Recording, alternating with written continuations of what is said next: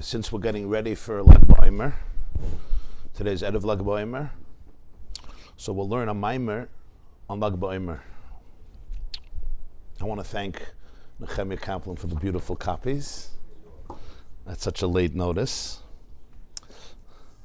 So this is a Maimer, a discourse that was said by the Lubavitcher Rebbe, as you can see in the headline, Shabbos Parshas Bahar, Tesvav Iyar, Tovshin Yutes. At the Farbrengen of Shabbos afternoon, Bahar, a few days before Lag B'Omer, the year Tovshin Yutes, which is 1959. And it's based and develops a Maimer of the Alter Rebbe of the Balatanya on Lag B'Omer of Tovkov Samach Daled, as you'll see, which is 1804. So let's begin.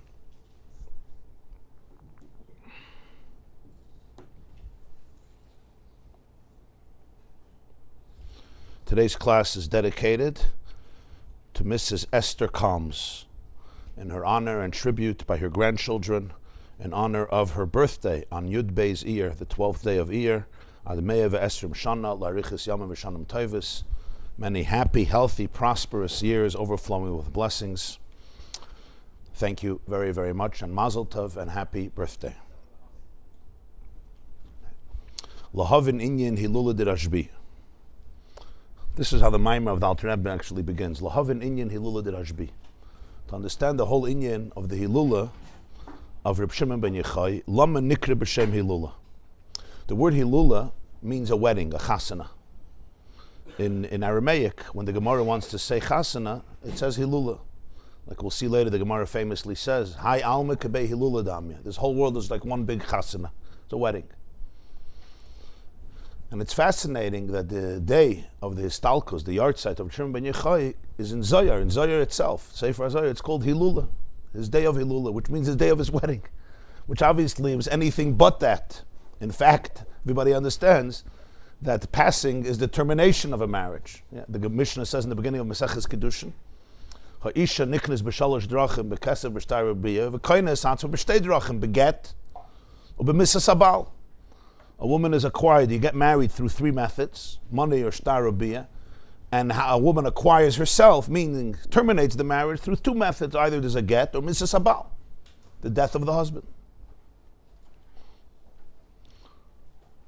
But nonetheless, that's what Lehavin Inyan Hilula de Rabbi, Lama Nikra B'Shem Hilula. Why is the yard site of Shimon ben Yochai, how did it get this name in Zohar called Hilula? The loikemai b'shar tzadikim shenikva tainis b'yem mistalkusa. If you look in Shulchan Aruch, Siman Tov Kuf Pei, Erech Chaim, he speaks over there that the tainis, the day of Mrs. Tzadikim, is actually a Yom Tainis. For example, none other than Moshe Rabbeinu himself, Zayin Adar, some people take a fast. It's rituals of different Chevre Kadishas in different communities. But in Shulchan Aruch it's brought that a Mrs. Tzadikim is a day of Tainis. By Rashbi, it's exact opposite. Not only is it not a fast day, a regular day, it's got a Yom Simcha and it's called the Hilula. It's like the Simcha v'Chasana. What's the Inyan in this? Mavai Rabbeinu Azokin, so the Alter Rebbe in the Balatanya in a Maimer, as he says in footnote 3, Tovkov Samach Dalet, Dibur HaMaschel Zeh, which means a Maimer that begins with these words, Lehavin Inyan Hilula de Rabbi. The Alter Rebbe explains, Shah Inyan Yuvan Al Pi Agdama. The Inyan will be based on an introduction. Sheyesh, of course, Sheyesh Hefresh Ben Neshamas L'Malachim. In order to understand this, you have to understand that there's a difference between souls and malachim, souls and angels. What do we mean the difference? You say the shamas are spiritual, malachim are spiritual. We don't have contact usually with either. I mean, it's the shamas, malachim, it's all in the same category. He says no.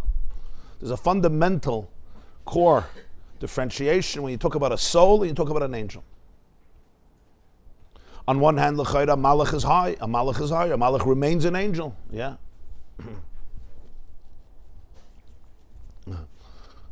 It's an old, very bad joke I once heard from a rabbi in a shul. He says, one woman tells her friend, she says, you know, my husband is an angel. The other one says, unfortunately, mine is alive. Say an angel, you know, you say somebody's a malach, he's an angel, fine. Unscathed, untarnished. Pure, a malach elikim, malach Hashem tzvais. L'chayra, neshama already goes through a whole process. But here the Alter Rebbe says that it's dafka, the opposite. Hamalachim nekrayim oimdim, v'neshamas nekrayim mahalchim. In Kabbalah and in Chassidus, Malachim are often called Oimdim. It's based on a pasuk. We'll see. Malachim are called, they're standing. Neshamas are called Mahalchim. They're in motion. They're in movement. Kamashakasav, the pasuk says in Zechariah, it's the Haftarah of Chanukah. V'nasati l'cha Mahalchim bein ha'oimdim ha'ela. He promises, the Kohen Gadol, he says, this is the beginning of the Bayis Sheni. It's a very complicated era. And the Satan is mekatrig on the Kohen Gadol because his children married out. He says, he's saved from the fire, how could he be mekatrig? And he gives him a promise, which means, it's a difficult pasuk to understand. Between all of these oimdim, I will give you the ability to become one of the mahalchim. Between all those who are standing, you're going to become one of the mahalchim, one of those who move. From the word halicha, leilach, to go. So it says, it's brought in Svarim, in Kabbalah, and Chassidus, that mahalchim refers to neshamas. And malachim is oimdim.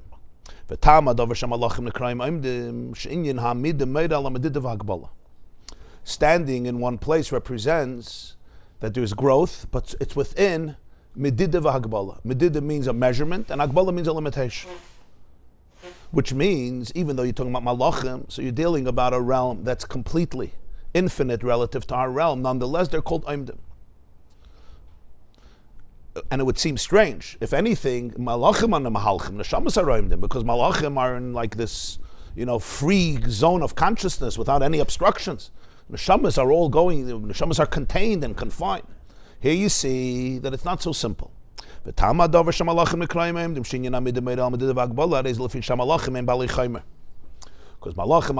when we say balei chaimer, mean everything has a chaimer and a tzura, which means a container, and that which fills the container. And even though you're talking about a spiritual chaimer, a spiritual container, it's with a finiteness. The Gemara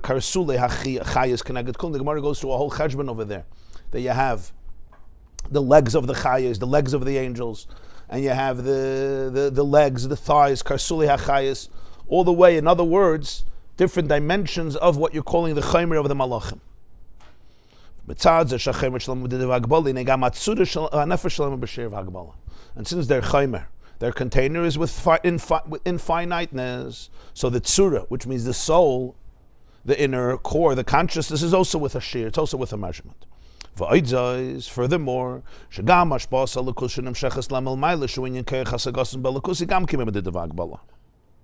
even the flow of divinity, of godliness, which is communicated to them from above, which is the capacity of how much they comprehend in godliness. Every malach, what's a malach? A malach is a spiritual energy, so it channels a certain frequency or a certain energy of godliness.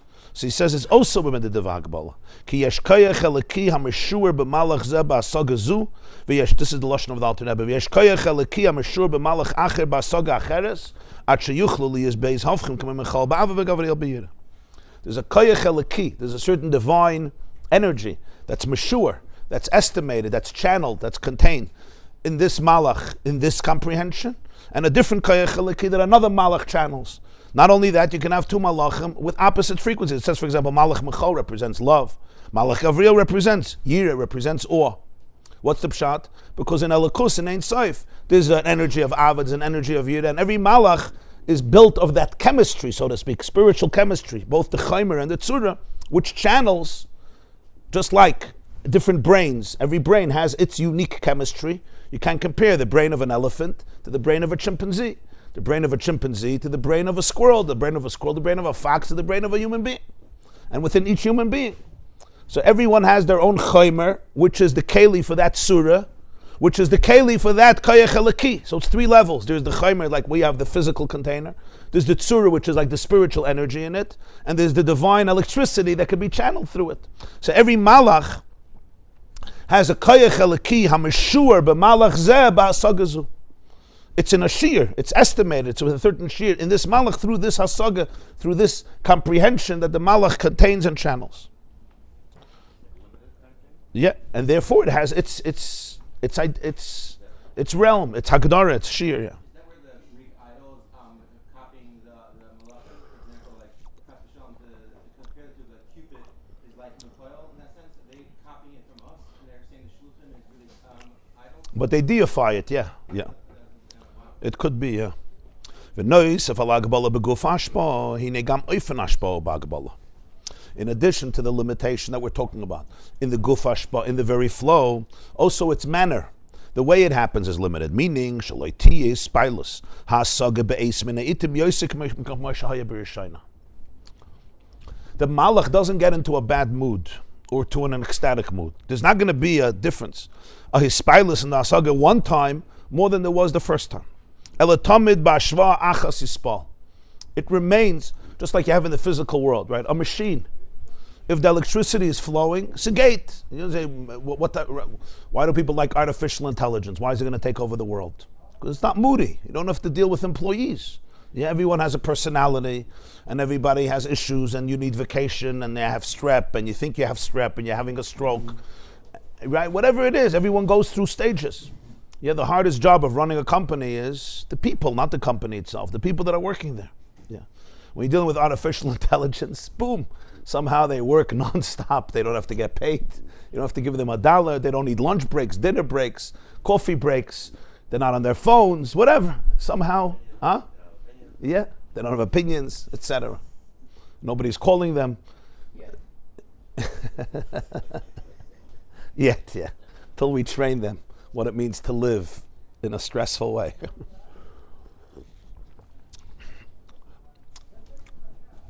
And the same is true also when you talk in the animal world, right? Behemoths, chayas, is similar. There's a consistency there. There's a predictability there. Relatively speaking, at least. So in the source, chayas hakodesh, he says, the malachim, just like the etzem hashpa, the etzem flow is limited, also the way, the oifen hashpa. There's not going to be a hispilus hasaga, a tremendous explosion of an experience one time more than it was another time. It's always bashva achas. Why? Because the energy flows in a certain measurement to each one according to its realm, and it continues that way. There's a predictability, there's a consistency, there's no major upheavals or changes. In Eishes Chayil we say Noida Basharim Baila, her husband is known among the gates. The Zoya teaches Be'inun Shiurin Iloy in the Malchus Datzilis. Baila refers to Hashem, her husband. Sha'arim comes from the word Shir. Noida comes from the word Das, which means connection. Va'adam Yada Eschava. Noida Basharim Baila. Everybody connects to the husband Basha'arim through their own Shir. Through the Shiurin, he calls it Shiurin Iloyin, the higher spiritual measurements of Malchus of Atzilus, which gives its unique hashpah to every one of these angels according to what it's representing and what it's manifesting at every single moment continuously. Aval Neshamas Nikrayim b'Shem Mahalchim. Neshamas is a whole different ma'isa. Neshamas are not called Aimdim. Everything we described here about Malachim is different by Neshamas. They're called Mahalchim. They're in motion. Because a neshama can grow higher and higher and higher ad infinitum. There's no shear. It's not like a malach also could move. The malach also moves, but it's in an orbit. There's an orbit in which it grows based on its energy. You can't expect one animal to suddenly morph into another animal. It doesn't work that way. You are who you are. Within that, obviously, there's growth and there's changes, but it's consistent, it's predictable, as he explains. The neshama has the capacity to surprise itself. Till infinity. That's what we mean by hiluch. Hiluch doesn't just mean one is standing in one place, doesn't move, and one is walking. Amida and halicha represent in a more abstract form, amida can also be growth. But it's a growth within finiteness. Halicha represents continuous halicha. It doesn't cease, it doesn't stop. Stellt sich the kasha, Sounds is aliyah, it's not growth. It's aliyah, it's not growth, it goes higher. In madrega, but not, it doesn't grow. Doesn't grow. Aliyah, I mean growing higher and higher. Oilim v'yardim, but on the ladder. On the ladder, they were oilam v'yardim. Yeah. Within the escalator, of course, there's aliyah, and you did that. You're going to go higher. Yeah.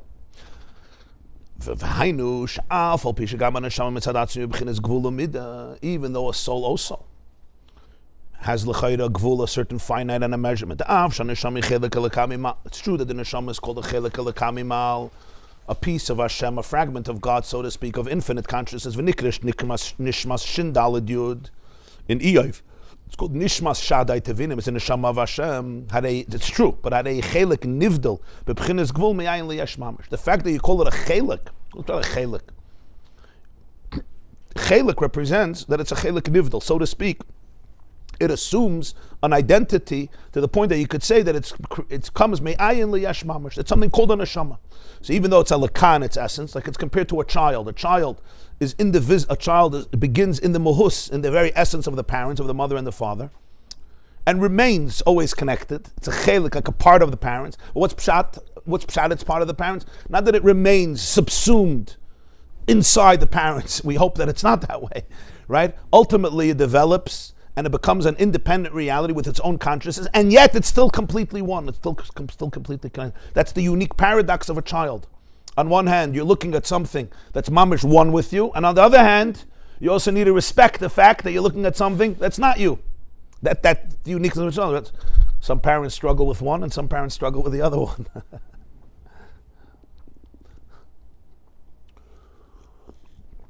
So that's why you call a neshama chelik elokamimal mamish, even though it's elokah. So it's not a stira to say that the neshama has a gvul. Mikol makayim ha'aliyah shalahim adein ketz v'shir. Nonetheless, her aliyahs, her movements, and her growth and elevation, deeper and deeper, higher and higher, are to no end in shir. It's not bashiyar.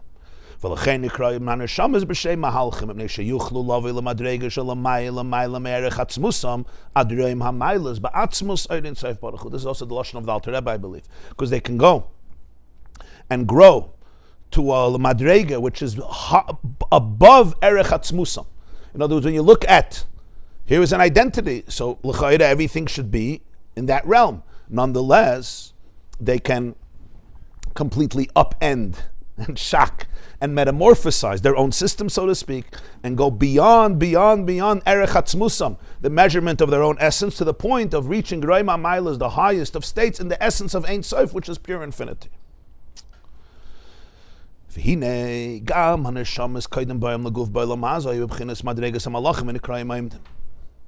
clarify more, even the neshamas, before they come into this world, they're also like angels. They're called Oimdim.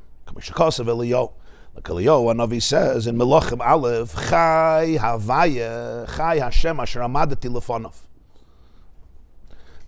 May God live, the one whom I stood before, which is explained in Kabbalah and Chassidus to refer to the neshama the way it was pre-birth. It was Amadati Lefanov. I stood before him.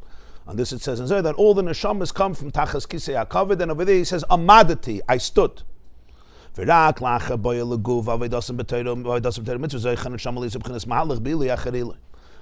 neshama change its status from oimet to mahalach? Precisely after coming into the body and beginning its avodah down here in this world, in the physical container, in Torah mitzvahs. There the neshama merits to be called a mahalach, which means higher and higher and higher. V'atam, you would think is the opposite. This world is a world that's even more finite. The neshama becomes far more limited in this world. The body becomes a true container to the point that it can even eclipse the totality of the soul. A person may not even know that they have a neshama. It's avoided to be able to live with your soul and embody it and manifest it. And here we're saying that till the neshama comes into the guf, in other words, where it's pure consciousness, divine consciousness, it's an oimet. And precisely it down here becomes a mahalach. Hatam yuvan al pi mashal me'elam hazagashmi. So the Alter Rebbe in the Maim of Lag Ba'omer explains that this will be explained by using a parable, a metaphor, from our physical world. And he gives a similar thing in the whole concept of marriage. We see in the concept of zivug neshamas. When neshamas come together, zivug, of course, is from the word connection, right? Like a zug, a b'nei zug. So when neshamas gashma, meaning neshamas that are here in this physical world, come together in marriages, so we see a fascinating thing. If somebody would ask, it's a fascinating mashal of the Alter Rebbe. As usual, yeah. If you'll ask a lot of people, especially today, today much less people are getting married I don't mean in the religious community, there's also a shidduch crisis, but in the world, much and much less people are getting married. And if you'll ask them why, they'll say, what do I need it for? It's restricting me. It restricts me, right? A free bachelor can do whatever he wants. His life is unrestricted. Nobody tells him what to do. Everybody's on their own.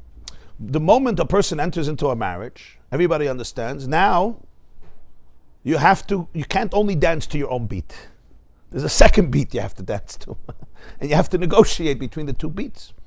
Right? The name of the game becomes compromise. You have to listen. You become, there's another person in your life, and that obviously changes everything. Now, usually when people get married, sometimes for a few years, the men don't realize that. But usually after a few children, they get the memo. Yeah? I think the Ksava Kabbalah, one of the Mefarshim says in Chumash, why Leah, when she had her third child, she said, Hapam yilava ishi elai. Now my husband is going to accompany me. It's one of the Mefarshim, I think, Ksava Kabbalah. She says, because Reuven, she held in her right arm. Shimon, baby Shimon, she held in her left arm. Levi is born, Pam, finally, my husband is going to help me. Yaakov. I have two kids here, two babies, okay? One after the other. They were born pretty fast. So Levi, it's your turn, Yaakov. Pam, finally, you love Yisrael.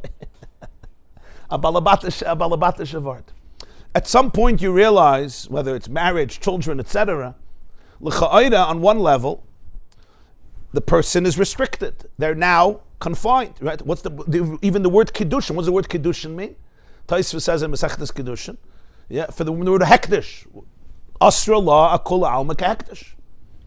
There is now a boundary, an invisible boundary, hopefully, right? Of asra la akol alma hekdesh. They belong to each other. She belongs to him exclusively. Arei at mikudeshes li. The other pshat in Taisva says miyuchedes, mizumenes, designated. And conversely, he belongs to her. V'hayu lebaser echad. To the exclusion of all else. So l'cha'ira, on one level, it's the ultimate confinement in life, right? The Bohemians say, I can't do this. I can't limit myself to, I'm an artist. I'm a free spirit. Yeah. You're a marriage therapist. People come, I'm a free spirit. What are you going to contain me? You want to put my head under a rock with one person my whole life? Anybody relates to this question? The Rebbe says a moed dekinyan here. He says as a shekoidim zivugim, before marriage. Let's say you want to be free, you want to be unrestrained, so don't get married. You're just yourself. Says you see people before their marriage. Hey, bebchinas gvul v'yichshir liyacholos shifam keshar hanevrayim. The hashpa, their capacity for giving, what can I create, is bebchinas gvul. It's very finite. Liyacholos shifam keshar hanevrayim. Every nivra has its limited ability, what I could create. Dafka,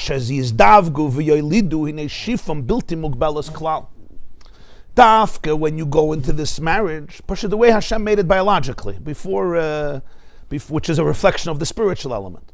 But dafka, when they use davgu, when they come together, and then there could be birth, because male and female together can create that fetus, shifam bilti mugbelas klal. Suddenly, it's a new shefa that's unlimited emerges. First of all, the ability to create a child, that itself. The closest thing we get to become like God, right? To literally create, it's not yesh meyai and mamish, it comes from the body. But the remoteness between a seed of life, a sperm and the egg, and to be able to become, we take these things for granted, but we shouldn't. And it's in the whole world that way, in the animal kingdom and in the botanic world. It's dafke that zivug, but especially with human beings, where it's a zivug that, like the Ramban says, it's not just you come and you go, it's a commitment. So what happens here is, so there's a whole new shefa that's completely beyond the shefa. L'chayda mamayon, you're a creative artist, so sit, dream, but fine, you'll create. You may create the Roman Empire, but even the Roman Empire comes to an end. You may create Lehman Brothers, you may create Beer Stearns. I'm saying all these things, Aleim HaShalom, some people don't even remember. Zechrenim Levracha, big, nobody thought, but ultimately everything we create reflects the Creator. Adam Yisayde Me'afar V'Sayfa La'afar Yabasav Adam. So what I create also has limits. Suddenly here, l'chayre, the most limiting experience in life, where you're committing your whole life to one person. And what happens? Sudden infinity emerges. You can suddenly create a life. Create a life. A life. And not only create a life, he says, we're only here today because thousands of years ago, people decided to be together. So you're talking about the capacity to create be'etzem, what we call binyan adeyad, doesn't only mean in their lifetime. It means doides adein shir. Doides to no shir. Even the greatest empires and civilizations ultimately are declined. But here, you have the capacity, you put something into the world that will continue and continue beyond anybody's imagination. Most people don't know the names of their great-great-grandparents. And even if you do, at some point you go back, you don't even know a name. We don't identify with it anymore, but we should. Really, because that's the only reason we're here. But you don't think, we don't think about the people. Huh? Moshe Rabbeinu. Who's Moshe? Okay. Mr. Zayda? Okay. No, I mean, we all come from Avram, Yitzchak, and Yaakov, I understand, but I'm saying, unless you have a specific family tree, and there's people know the Elta Zayda, maybe Elta Zayda, Elta Baba. Unless you did like real research, and even then it's limited, But that's only from our knowledge. But from the point of view of genetics, they're very, very much alive. Today there's a whole field called epigenetics, right? The way that our genes are actually manifesting life stories of dozens and hundreds and even thousands of years. L'toiv u'lemutav, both in the positive and the other stuff. And it's a real thing. It's not like nobody was born in a vacuum. So it's doides adin shir. People don't even realize what they're doing in the world through marriage. So the Alter Rebbe wants to understand, what's the Havana in this? When you're alone, free-spirited, so to speak, your shefa is mugbal. Dafkin, zivug, this is the mechanism, God made it, that in this confinement, so to speak, infinity emerges.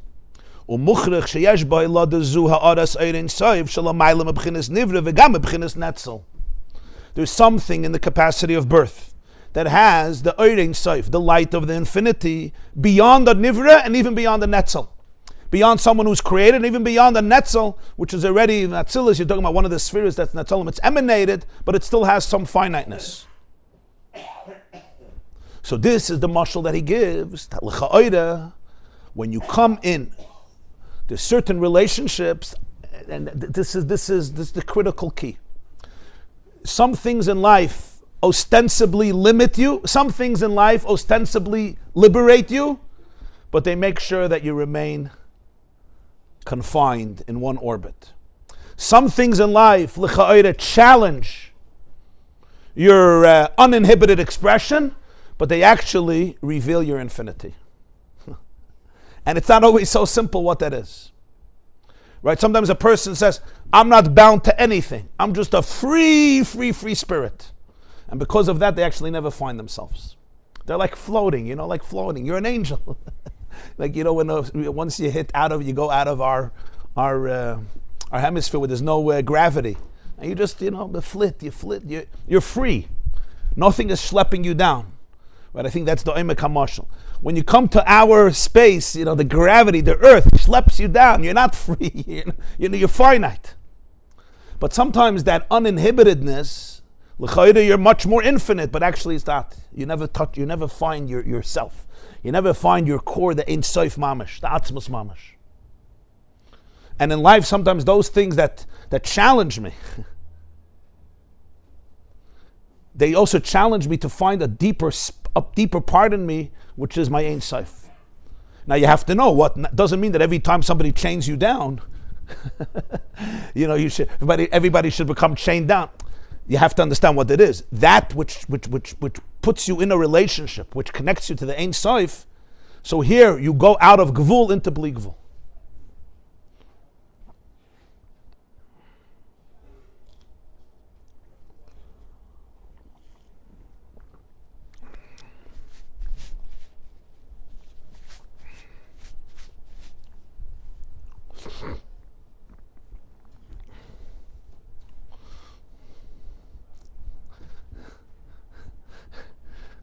Huh? I'm going to say over Dava B'Shem Maimrei. I say Dava B'Shem Maimrei, and we're talking about marriage. So I'll say over a Torah I heard from my wife. It was a gewaldige Wort. I mentioned to her one day what it says in Zohar. It's very famous. Reb Shimon says it. I think it's a Parshas Vayikra. That a husband and a wife is plag gufa. Today, palge gufa. It's two halves. Palge is a half. Two halves of one body. Adam and Chava were one, and then they're separated and they come together. So it says in Zohar, very famous, two halves of one body, or two halves of one soul. And it's brought in a lot of svarim from the Zohar. Just like Reb Shimon says it, I think, if I'm not mistaken. I'm Reb Shimon. Zohar Parshas Vayikra, as I dacht. So I said, I don't know, I mentioned it. So my wife says to me, how do you understand this? I said, I guess it means that in some very deep spiritual space, a husband and a wife share one soul. The soul was split like Adam and Chava. Chava was from Adam. And the wedding is really bringing that together. So my wife says, maybe it means something else. Maybe it means that when you get married, you meet the second half of your own soul that you would have never met. In other words, there's a second half of yourself that you don't know about. And the marriage helps you find your own second half. In other words, without a relationship, half of me is alive, but there's a whole half of me. So the second half of your soul doesn't just mean the second person. The second person helps you find, that your two halves come together. Which of course is not a contradiction, it's really the same thing. But yeah, Ishta Kegufay, so the Arizal Taka says that Ishta Kegufay doesn't only, in halacha it means Ishta is Kegufay, right? She's like a part of him. But in Kabbalah it means that it's Taka Kegufay. It's Trei Pal Gegufay, yeah. The Arizal also says that all the mitzvahs estish azman grama, that women are potter, it's not sure they don't do it. The second half of their guf does it. If I put on tefillin on my left arm, you don't say, oh, I didn't put on tefillin, it was only on my left arm. No, my right arm also is Mekayim tefillin. Right? I eat matzah with my mouth. I was Mekayim, and you eat it with your mouth. So that's what Arizal says. The husband does the mitzvah, the wife is also doing the mitzvah.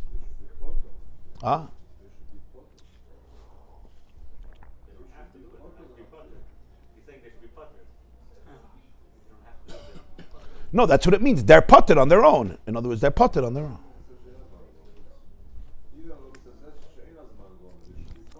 Oh. You're saying, why do they have to do mitzvah she'enas mangrama? Or you're saying the wives should do that for the husbands? I don't know, I have to look over there. I don't remember. It's a good shaila. I don't remember. I'll call upon him. What's the inyan here? The inyan here is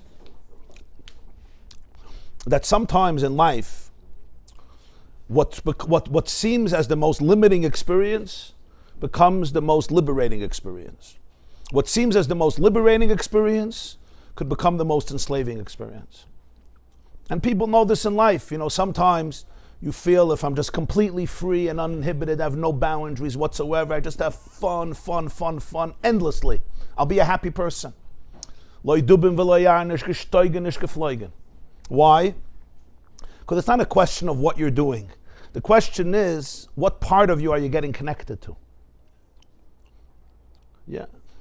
If the discipline, if my boundaries are protecting and preserving my life energy, then you need much more of these boundaries. These are not bad boundaries. And if the lack of boundaries just cause me to get squandered, I just become like just a floating spirit. There's no base, there's no substance, there's no self. So then on the contrary, I become the most limited person. So a person has to be very sensitive to understand this. Again, this doesn't mean every time I confine myself, it brings out my best. But very often you see a lot of artists have this challenge. They don't know how to confine themselves. They don't know how to work with people. They're very, very creative. Yeah, but there's no keli to limit them. And it's hard.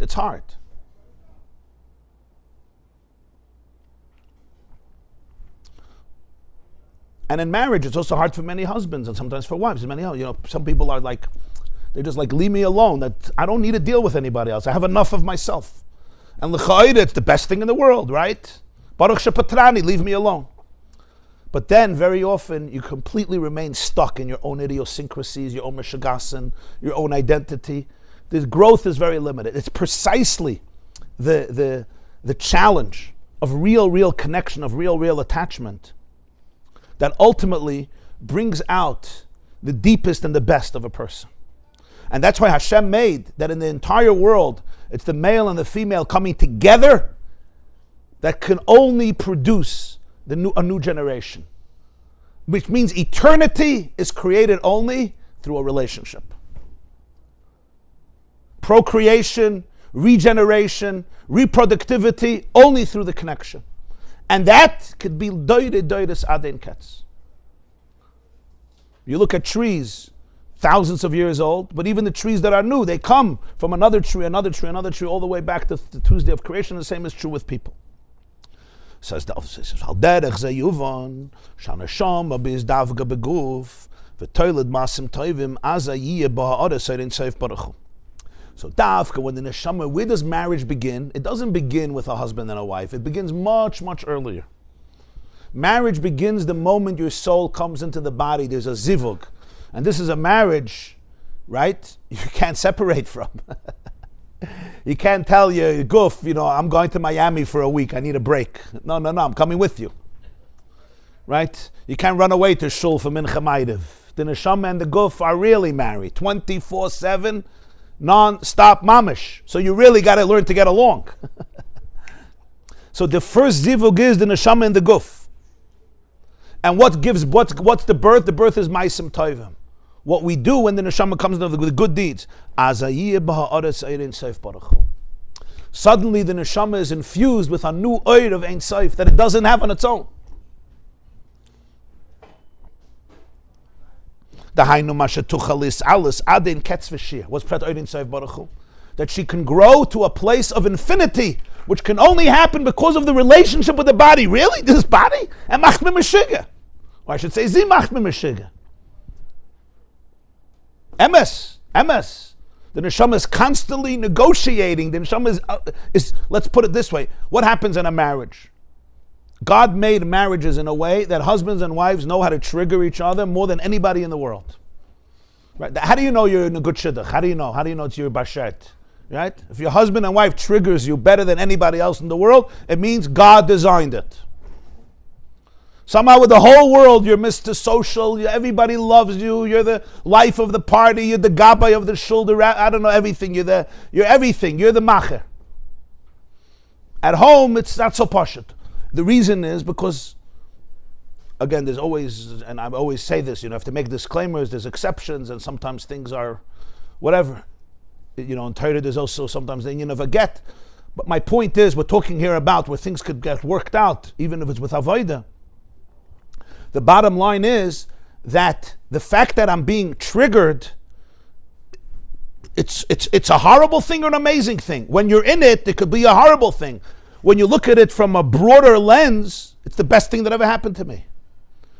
Because it's the only thing that allows me to go back to the wounds that are keeping me truly finite and eclipsing my soul and find the second half of my soul, the hidden part of my soul, the Chai Yechid of my soul. The B'stoifus. So it's a hafla de kavart. What do you need it for? What are you going into this place? You go into this place because this is what it means. Every what is it called? When you have every sunburn is going to get triggered. And if you stay there and you work it through, afterwards, you'll be a mensch. You'll actually be in a place of, you'll actually be who you really are. What they call in English, you'll become a man or a woman. What is this a mashal for? The whole marriage doesn't begin in marriage. It begins the moment of birth as a marriage. And it's a complicated marriage in the neshama and the guf. I would say it's more complicated than the most complicated marriages. I know you're thinking, no, you don't know my marriage. But I'm telling you, the neshama and the guf's marriage is most complicated marriage. Sham is a chelik elekami mal mamish. The guf is like, what's for breakfast? Okay, we're finished. What's for lunch? I think we need a coffee. Okay, where's the phone? Distraction. The guf is trying to survive. The neshama is Ein Sof. Now get married. The worst thing you can do to the soul. So as the Rebbe dafke now, the neshama in this guf, it's being triggered constantly. It actually finds itself. It couldn't find itself Lamaila. Lamaila, it found its limitedness. It knew itself, but in a limited way. It was an angel. Where does it find that it's Atzmus Ein Sof Baruch Hu? Only through the guf. Avart, This is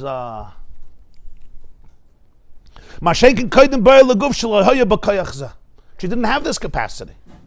She wasn't in touch with that dimension.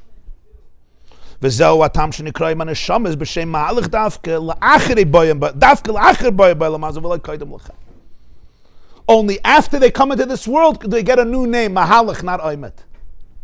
And by the way, it works both ways. They can fall in a way that they can't fall in heaven.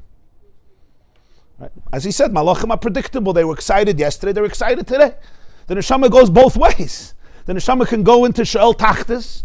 The Rebbe wants to say it always in one way, but we understand it's the same Nakuda. She completely can reach a place where she doesn't recognize itself, in a good way and in a negative way. It's fascinating, right? In heaven, the neshama knows, she looks in the mirror, she says, okay, I know who I am. Here, she can reach a space where she doesn't recognize herself, in the most beautiful of ways and in the most horrible of ways. You know, when you look in the mirror and you say, where did I go?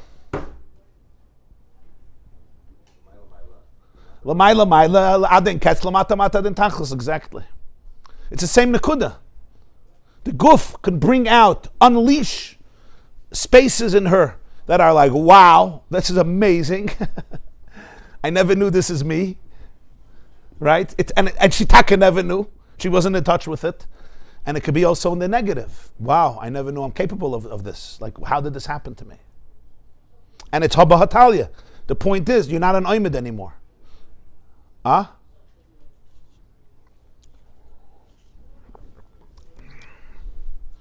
don't know if it's appropriate in the middle of a maimah, but it brings out the point. There was a fellow named Yogi Berra. You remember Yogi Berra? Welt. Yeah. So he had very cute whips. So they say that his wife once asked him, when he was already an older man, where she should bury him, where she should buy a burial plot. And she says she has three alternatives, three possibilities. She says like this: you were born in Missouri, you live in New Jersey, but you play for New York. So where do I bury you? New York, New Jersey, or Missouri?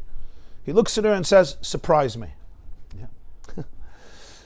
That ability to surprise yourself, right, to shock your system, is unique. It's like, I'm not predictable. That predictability is oimid. Mahalach means you're not predictable, you could surprise yourself. And the surprising is from going out of my comfort zone and going into a place that l'cha'ira restricts everything, and here a new reality is created. Now, why is it taka? What's the inyan taka that in the zivug the Ein Sof comes out? So now this is amuk, very deep. I'm just going to say one nekuda here. Well, the Rebbe explains it's the paradox. It's dafka the paradox. The only way two people who have distinct identities can really merge as one is if they surrender to Ein Sof. Only in pure Ein Sof are all paradoxes one. The moment infinity comes into a structure, I am I and you are you. And by definition, we shouldn't get along. And even if we get along from a distance, but the moment we get into each other's lives and under each other's skin, pun or non-pun intended, there is friction. And therefore distance. And in fact, at some point, many people distance themselves when somebody's getting too close, like Atkan. It's too scary. I can't be present in such an intimate and vulnerable relationship. Why? Something about my identity is threatened, and it makes sense.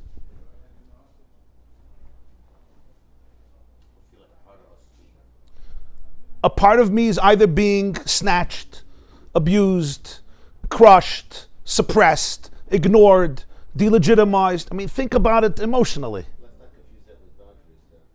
Right.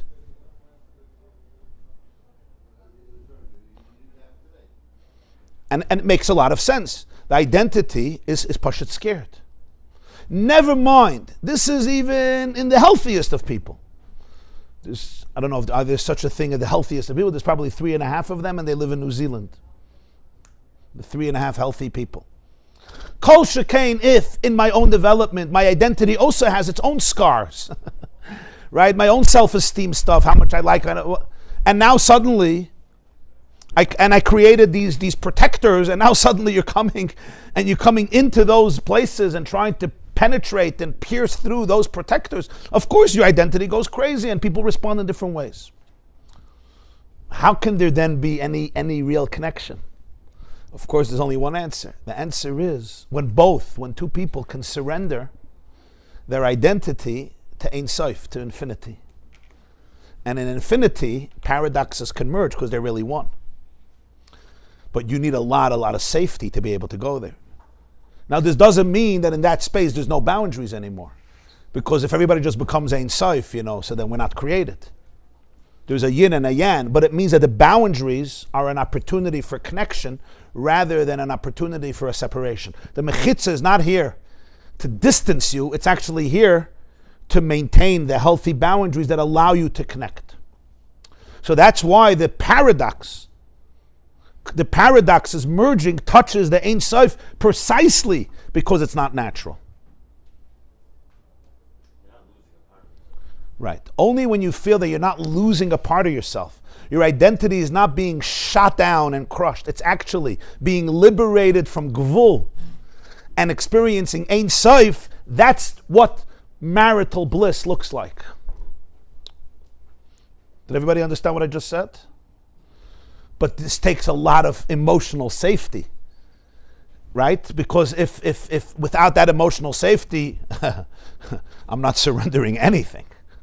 I'm going to put on a bulletproof vest and then another one and then another one and another one. I'll dig in even more. And it makes sense. It's important to understand here the Yesod, the Vart here, that the Zivug generates Ein Sof because the whole system of creation is that way. It's in making space for the other who's not me and remaining present and vulnerable and spontaneous that we're actually touching the place of infinity, because that's the only place where that can really happen. But in this world, we need to choose it. We need to choose trust. We need to choose that connection. And we need to choose the courage to be able to overcome that initial resistance. And if you understood this, you understood a lot. And this is all a mashal for the first marriage in life, the neshama and the guf.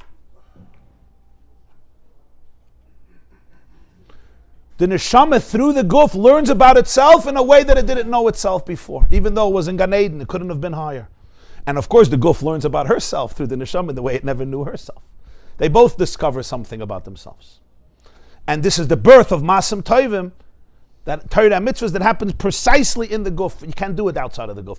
The Gemara says, "B'meisim chavshi." Once somebody is b'meisim chavshi, they're chavshi b'na mitzvahs. So you go to Beis HaChaim, you put in the tzitzis, it's brought in Svarim, because lo yiglorash, because meisim, it's a different avodah than Gan Eden. Somebody wanted to ask something? Du hast gewollt etwas sagen?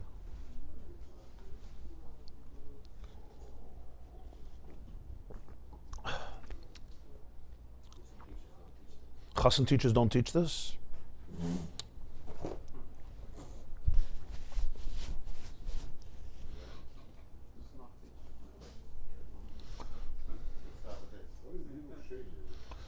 What's Zivug Sheni?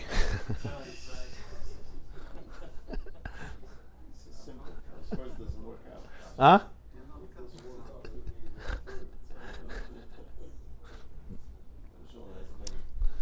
Zivug Sheni is sometimes in Zivug Rishon. Every Zivug Rishon needs a Zivug Sheni. The Gemara says in Saita, Zivug Rishon is Lafida Mazel. Bashert, Bas Ploini LePloini. There's a Baskal, a voice in heaven. Zivug Sheni is Lafi Maisav. It's not Mazel, it's not Bashert. It's what you deserve. Tzemach Tzedek says in a Maimer, a Hafla de Kavart. A Hafla de Kavart. Within Zivug Rishon, Zivug Sheni is not necessarily two separate marriages. You can have that too, obviously. But sometimes, if you're lucky, your Zivug Rishon morphs into Zivug Sheni. Your first marriage becomes your second marriage, which means you're not just there because, you're there because bashert, but you actually deserve each other. It's Lafi Maisav. You actually connect in a very pneumistic way, but that's a Zivug Sheni, you have to morph into it. Yeah, it's the result of the avodah.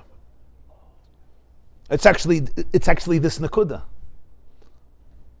It's when you work through all that resistance that helps you now merge from the place of your souls without all of the deep resistance and triggers because they were worked through.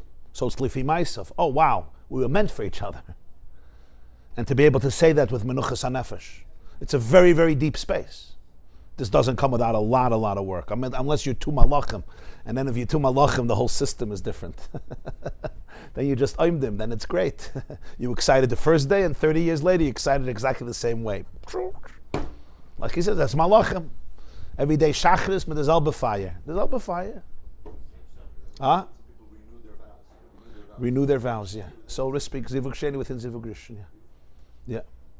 And the Gemara says on zivug sheni that it's kasha kekriyas yamsov. In Svarim, kriyas yamsov was brought for all zivugim, but actually Maseches Soita, the kasha kekriyas yamsov is on zivug sheni. Means that you have to split with Yeah, the first one. exactly. It means you have to split your sea. It means to kriyas yamsov, let's call it out, is a form of suicide for the ocean. We look at, you split the sea. Well, for the sea it's suah. For me it's nice, I could walk through it. For the yam it's death. We call it death of ego. For the yam, what's a yam? A dry land is not yam. So to ask the yam to do kriyas yamsuf, yeah, is a very, very, very serious commitment. Talk about becoming finite. It's a beautiful sea, and suddenly you're going to split by a basha? Excuse me? Why should I split? Why should I die? I should become a wall. I'm not a wall, I'm water. That's my claim to fame, right? H2O. I'm water, I'm not earth. The Yamsuf can only do Kriyas Yamsuf when it reaches a place, like we always learn in Chassidus, where Yam and Yabasha come together. It transcends Yam. Kriyas Yamsuf can only happen in a real way if the Yamsuf feels that she's not really losing her identity. She's sublimating her identity. And that's when marriage, the true energy of marriage happens when everybody feels they're not losing their identity by connecting and restricting themselves. They're actually allowing themselves to touch a much deeper place, which can only come through profound safety, but can generate connection in the profoundest way and generates a new connection with self in the profoundest way. A self that I would have never known without this type of courage and vulnerability. Enhance their identity. And therefore enhances their identity. It's back to the old word called bittul. But bittul from a place of safety, not from a place of bypassing. You understand what I'm saying? If you tell somebody just become one with the other person without working it through, it's not oneness. It's just like you shut down. That's not what we're talking about. Shutting down is not achdus. Shutting down is a shutting down, right? Death of ego is not death of self. It's death of ego. It's not death of self. Death of ego is very different than death of self. It's actually the other way around. Death of ego is when the self finally comes to life. It's tchias hamesa. You can actually live. You can come out from the rock. But there's a vulnerability here, because when the neshama comes into the body, it can go both ways. It can also be dulled. It can be crushed. It can be suppressed. We all know that. The neshama has to make sure that it does not lose its light. And it can very easily lose its light. It's very tempting. And that marriage is not going to work.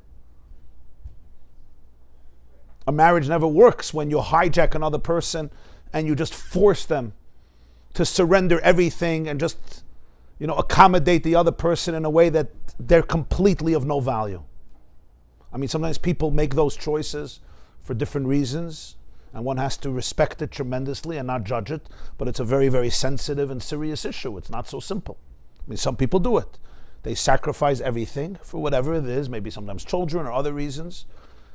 Okay, it's a very, every situation is different, and it's obviously a very intimate and personal and painful discussion, and you can't compare one to the other. How much potential is there, how much goodwill is there. Right? Obviously, the Maimer is talking about a case where a husband and a wife have goodwill to work it out, and that means they both need to be mature, and both need to say, "I'm not perfect," and it's hard sometimes for people. You know, whenever a husband and a wife says the only person who needs fixing is the other person, it doesn't work that way. Are there such cases? Maybe. I mean, I'm not going to say there's no such cases. But generally, right, it's two people who are ready to look in the mirror, and sometimes, on the contrary, when one does the work, the other one, for the first time, can actually look at themselves and say, "Well, 1 second."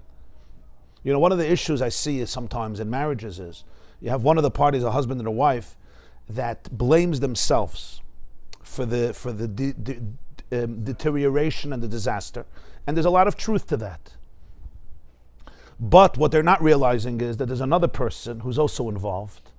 And when people start growing and healing, what happens is they suddenly realize, you know, some things I take accountability for, but some things I actually can't take accountability for. And it's not healthy if I take accountability for it. And that's when people need to say, you know, it really takes two to tangle on every level. And when people can start taking accountability for that, that's glorious. That's glorious. Like talking in the Nimshal, the neshama can't take responsibility for everything the guf is going through. Like the neshama has to know, this is me, this is the guf. And together they learn each other and they grow from it. And everybody confronts, so to speak, their own limitations that are triggering each other, and they can touch a much deeper place. I'll call upon him. So that's the mashal and the nimshal that I'll tell you, because why the neshama is called a mahalich dafka in this world. Gimel. Amnom loy avodas hanasham b'teiro mitzvahs inigam b'yoyse beguf adayin loyse nekras b'shem mahalach. However, just the neshama coming in without the avodah of Torah and mitzvahs, which, as we explained, is the mashal of children. The Gemara says, "Tol doisayim shal tzadikim ma'asim toivim." Also in Saita, Rashi brings it in Noach. Ela told us Noach ish tzadik, the children of tzadikim are ma'asim toivim. That's why he says the children are called ma'asim toivim. Without the Torah and mitzvahs, even in the body, it's not called a malach. V'zel mashakasu b'yishalechecha tancha ischa. It says in Mishlei Brod in Pirkei Avos, when when you walk, when you move, tancha ischa, the Torah will lead you. It's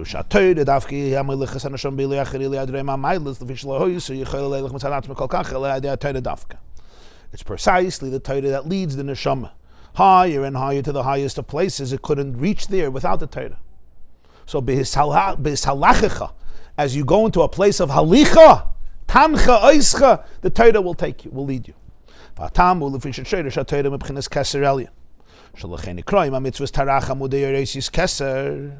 לפי שם על דרך משל עמוד, הבעיה שבין הגג והרצפה, שמחבר מסגג והרצפה ליסלה חדים, ומוכרח שיהיה עמוד גבוה משניהם, שאז ביכולת לחברו. וכמי כן תרח עמודי אור, שבתוירו מצווה שם פנימי יוסי יסברך, thank you, תרי"ג אורחן דגלגלתא. פנימי יסקסר, הנה מליחים ומחבר מסנשם מן הנמוך לגבוה גבוה, בעילוי אחר עילוי.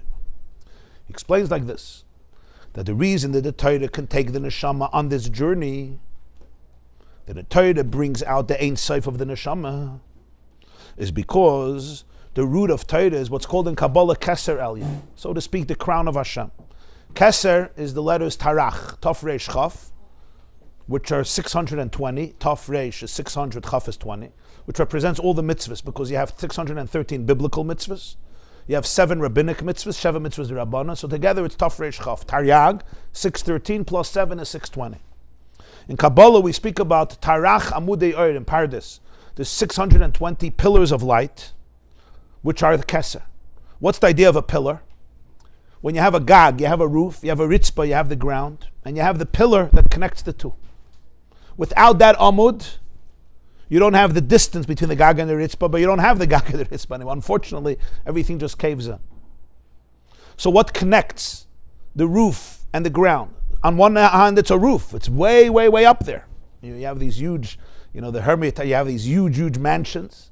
You're not talking about just 20 feet.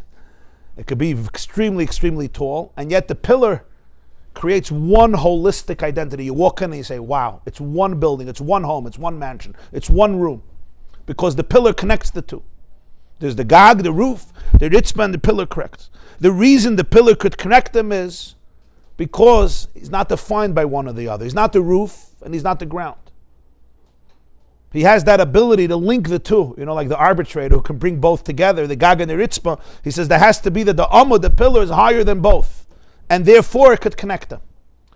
Torah mitzvahs are called Tarach Keser, 620 Amud Yer. It's called Taryag Archen de Galgalta, the 613 pathways in the skull. It says in Zohar, the 613 pathways in the skull, which represent the mitzvahs. Each mitzvah is a pathway. So these are the amudim that connect the highest to the lowest. God's infinite will, but they come down here and manifest it in the physical world as physical mitzvahs. So they're the amudim that connect the highest to the lowest, and that's why they can bring the neshama. Torah mitzvahs can bring the neshama from down here, from the most limited place, but it leads it to ilu yachar ilu yachar ilu. Which means practically that the soul on its own, even coming into the body with all the limitations, Torah is like the guide, it's like the blueprint, it's like the map that helps the neshama unleash and connect with the Ein Sof, like the Amud, like the pillar. Yeah. So in other words, you can have the relationship itself. This is what people don't know. You can have the relationship itself. The relationship itself can go so many different places. Take a marriage, for example. Everybody knows that a marriage requires commitment and requires work. But if I don't have a blueprint, of how to do it, what do I rely on, what's true, what's not true, the person can get lost in the endlessness. Every day I have another feeling. Every day I read a book and there's a new theory, and suddenly I'm committed to that theory, and that's it. 10 years later, where am I?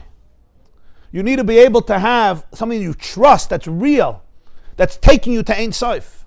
Right? It's so important, because it's like you have a car and you could travel to the most beautiful places, but you don't have a map. So I can end up in a ditch, and then I see a beautiful landscape, I go up, I end up in the river, and here I end up stuck.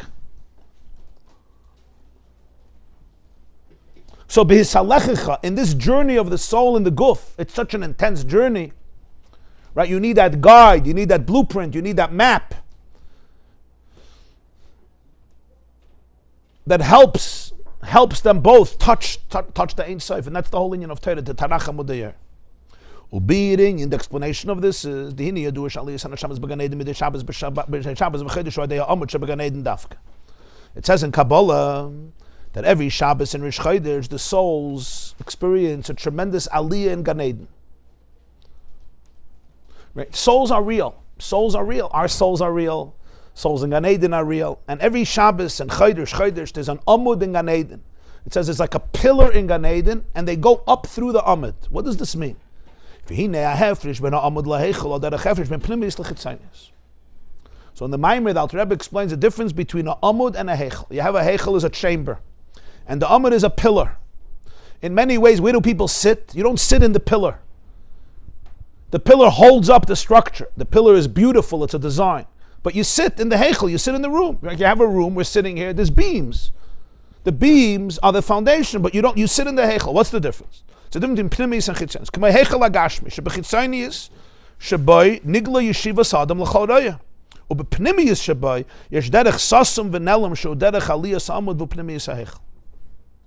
If you have a physical chamber, the external part is where you see everybody sitting. What's inside the amud, what's inside the pillar, you don't see. It's the pnimius. So essentially, it's a metaphor to what's happening on the outside of the heichel, and then what's happening on the inside. There's a derech sasum v'nelam. There's like a hidden path. It's like when a person has, a trapdoor, and you go in, and there's hidden pathways and tunnels that nobody sees. So if you look at the amud as a hollow pillar, it's like a place to ascend or come down, but it's sasum v'nelam. This is the pnimius ha'heichel. What does this mean? As we're going to see, there's two forms of growth. Shekol Yemei Sachelim B'chinas Heichel D'Gan Eden Shu B'chinas HaChitzonius B'lvad.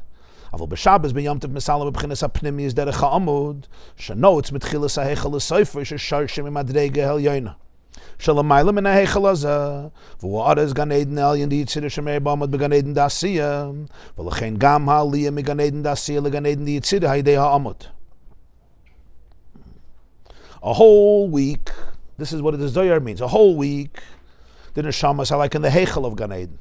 means it's a more external space, so to speak. Shabbos and Yom Tov, they're elevated in the Pnimius through the Amud, which is connected from the lowest part of the chamber to the highest part of the chamber, which is rooted in that which comes higher than this chamber. So in Kabbalistic words, you have the light of the Gan Eden Elyon of Yitzira, which shines in the Amud of Gan Eden Elyon of Asiya, and therefore to go up from Asiya to Yitzira is through this Amud. Secret passageways. The elevator shaft, very good. That's what he's describing here. The room itself is the room itself. That's where you are. But inside the room, excellent. There's the elevator shaft, and this is many generations before the elevator, called the Amud. And in the Amud is like a secret or hidden passageway, and that connects the highest floor to the lowest floor. What do you mean? Am I on floor 2? You're on floor 2, but there's also a passageway that nobody sees, which can take you to floor 69 in no time. Today they have the see-through elevators, so you could see it, so it's not pnimius. You could see it. Huh? Geula, yeah, Geula, it opens up. What does this really, this is all a mashal, obviously. What does he mean? He means there's the growth that's visible. There's the visible parts of people's lives where you could quantify and qualify and put people in positions. You're here, you're here, you're here, you're here. That's the chitzanis, that's called the heichal. The amud is internal dynamics that are happening in people's lives in which there's growth in ways that are not even quantifiable. And that's what he says on Shabbos, there's an aliyah b'bchinas hapnimis through the amud. Because in the amud, Yitzir is connected to Asiya, and therefore when Asiya wants to go to Yitzir, which is a completely different floor, you can't go through the heichal. The heichal has a roof, and that's it. You have to go through the amud. You have to go through that elevator, and the elevator shaft, which takes you all the way up, and could take you all the way down. What is this a mashal for? He says, Mizem muvan gam b'negeling in ha-mitzvah shenekrayim amudim. She'ikid inyan ha-amud hu pnimiyis ha-mitzvah she'inyan kavanas ha-mitzvah. Shal yodem miyachid yichudim el yoynem mamshich erin seif b'maysa ha-mitzvah ma shenken ha-maysa atzma b'li kavana she'ena el b'chinas chitzaynis bilvad. When we speak about mitzvahs being the pillars, 620 pillars, what's the pillar? The pillar is the pnimius of the mitzvah. The kavanas ha-mitzvah, through which you bring together, you unify the yichudim al yoynim, all of the divine energies, and you bring the Ein Sof into the mitzvah, but the action itself without kavanah is the more external part of it. V'lachein mi shemekayim ha-mitzvahs b'maisa bilvad mishkani b'gan eden ha-tachten v'lo yala derech ha-amud. V'rak mi shemekayim mitzvahs b'kavanah pnimis yala derech ha-amud mechayil el-chaya b'li shir gvul. So therefore there's two types of mitzvahs. There's a mitzvah in which I only touch the external part of the mitzvah. It's like ritualistic. I do it and I do it right and it's gavaldik. But then there's somebody who touches the amud of the mitzvah, the internal energy, the Ein Sof of the mitzvah. So one who has the chitzaynis of mitzvah, right? You remain in that heichel, you remain in that chamber. The pnimius of the mitzvah elevates the person through the amud, mechayil el chayil, higher and higher, beyond gvul. V'cheinu gam b'Torah, you have it also in Torah, shesh b'bchinas sasim v'galya. Pnimius v'chitzaynis. The hainu haniglas lanu b'maiser shubchinas ha-chitzaynis bilvad, v'hasoides v'sisrei tayim shalom shubchinas ha-pnimius. In Torah also you have the heichel and the amud. The heichel of Torah, the chamber of Torah, that which is open, which is the nigla, meaning the concretized part of Torah. What he calls the chitzaynis, that which is nigla, that which is revealed. Everything is explained, the law and the reasons, in a more tangible and concrete way. You have the soides ha-Torah, the sisrei ha-tayim, what you call the secrets of Torah, the esoteric dimension of Torah, the pnimius ha-Torah. It's all there, but it's the pnimius. It's the invisible frequency, it's the infinity of it that you can lose sight of when you're just looking at the concrete. You just think you're talking about a cow and a donkey and physical wool or physical parchment or physical agriculture, and it's part of it. Yeah, that's the nigla of it. That's the heichel of it. That's the nigla of Torah. Ha-niglas lanu v'neinu, and that's what you need from Maisa. And then you have that in every single one of these elements, it's really infinity that's being communicated. It's like a pillar that comes from the highest, again, that elevator shaft, that internal space that comes from the highest place, and it connects all of them in one amud. It's one amud. And over there's a different dimension of aliyas.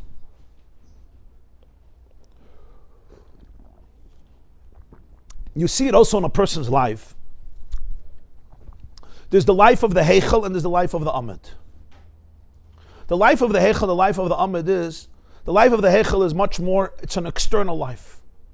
The relationships are more external, the actions are more external. The Amud is when you're connecting to the pnimius of yourself constantly. You're always connecting to the pnimius of your neshama, which is always connected to Ein Sof. So it's expressed in mitzvahs. How I do a mitzvah. I could just do a mitzvah, I just do it. And even if I do it with basic kavanah, but it's touching a more external dimension of self. And then there's the deeper pnimius of every mitzvah, which is tuning into the infinity of it. The same is true in Torah.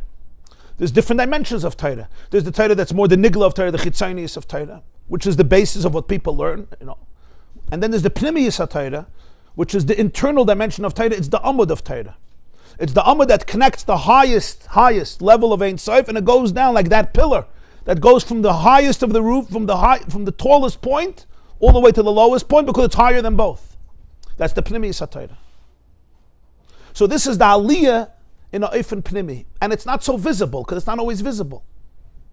Sometimes you look at a person's life, you look at two people, externally they're both sitting in the same room. On a deeper level, though, they're completely different continents. You have two people the same shiur, two people sitting around the same Shabbos table. Huh? Yeah. And literally one person, let's call it in English, is doing the work and one person is not doing the work. They're sitting the same, they're smiling, they're saying it's a different world. It's a different world. One is in a world of chitzayonis, one is in a world of pnimius. Huh? Yeah. One is creating and generating, and there's a very, very deep growth. I'm not talking chas v'sholom in an arrogant way, because then this is not connected to this maimer. But it's a different type of experience. Everything is different. It's like in a marriage. You have a relationship. You have two people. One is living and one is not. One is living and one is not. Very good. You said it bluntly. One is busy living, one is busy dying.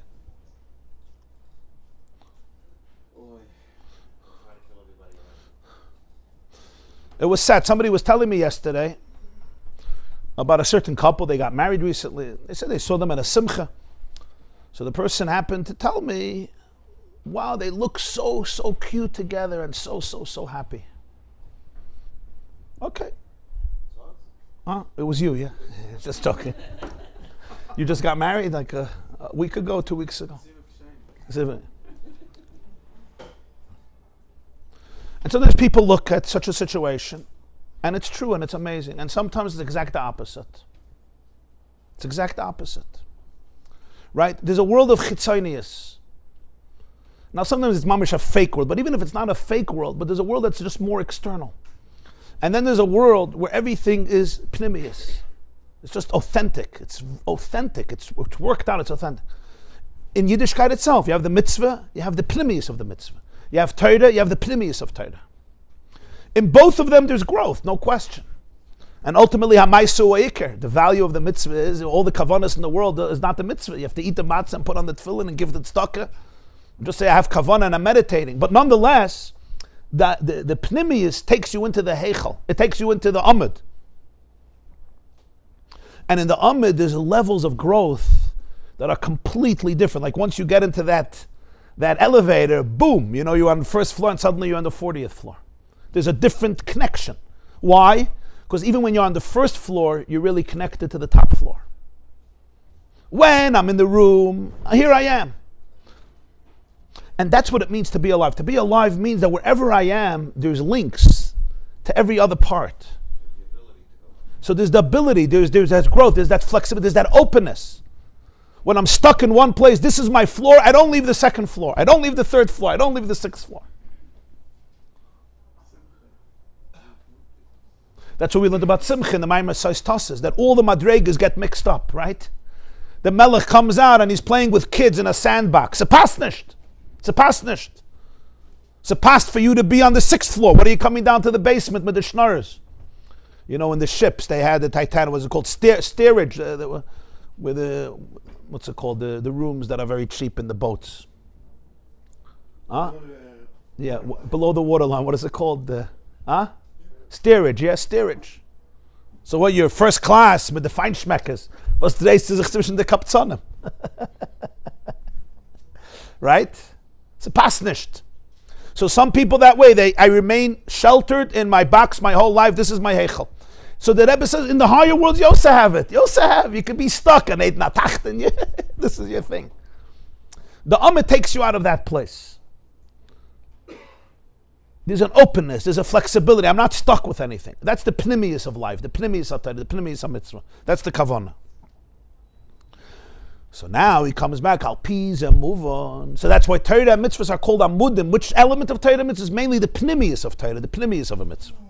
Al piz and move on. Shekasher Shimon ben Yochai gilas sasam deiraisa azay nasa haliyah b'bchinas hapnimius. Kanal b'mashala amud liyas b'chinas hiluch adin shir klal v'aynav neshahoylid yichudim el yoynim ayidei gilui soidas ha-Torah mashenkin mitzat b'chinas chitzoni ha-Torah b'maisa b'lvatru b'shir u'gvul sha'az nikra oimid v'lo yala derech ha'amud b'ilui achar ilui.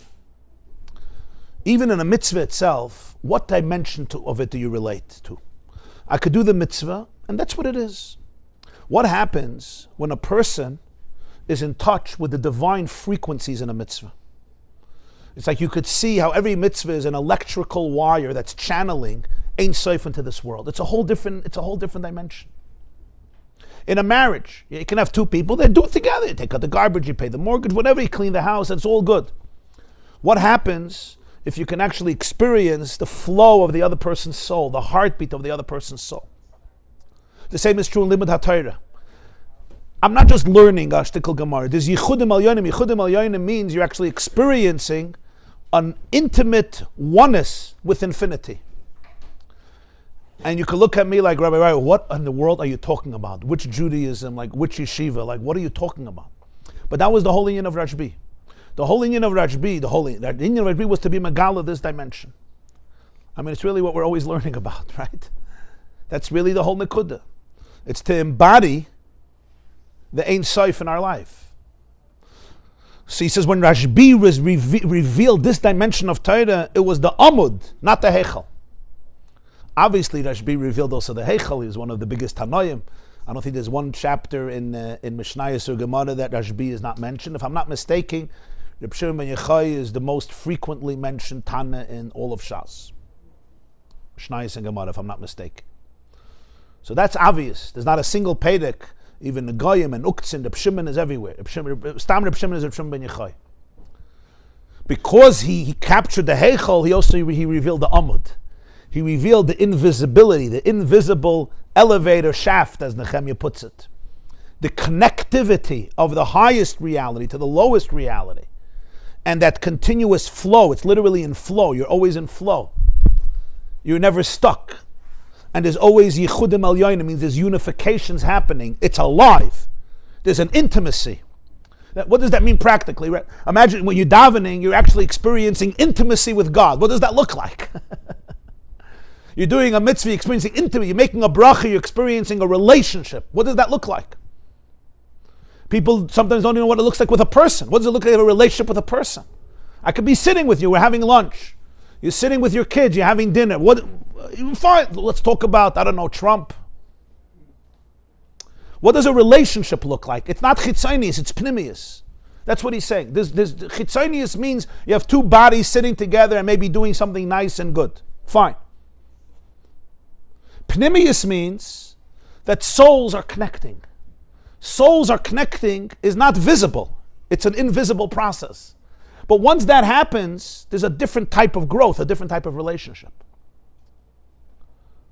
You're not anymore confined in your own space because you're operating on a level where there's tremendous, tremendous growth. There's tremendous connection. It's almost once you go into that amid, you're flying. It's a funny thing. It's such an interesting mashal of the Alter Rebbe, Heichel and Amid, because today with elevators, I'm sitting on the third floor, that's where I'm sitting. If I want to get to the fourth floor, I have to go out of the building, I have to take a lesson in mountain climbing, which means I have to lose some weight and become a little more athletic, and hopefully I could climb up without falling and breaking my legs and my head, and get into the fourth floor, like the good old burglars. Maybe there's a fire escape. Right? We take it for granted because they didn't have this mashal then. Alter Rebbe didn't have elevators. But you go into that elevator and suddenly you press, 89. Right? And in 5 seconds, 89. So he actually gives this mashal. This would probably allowed science to develop elevators.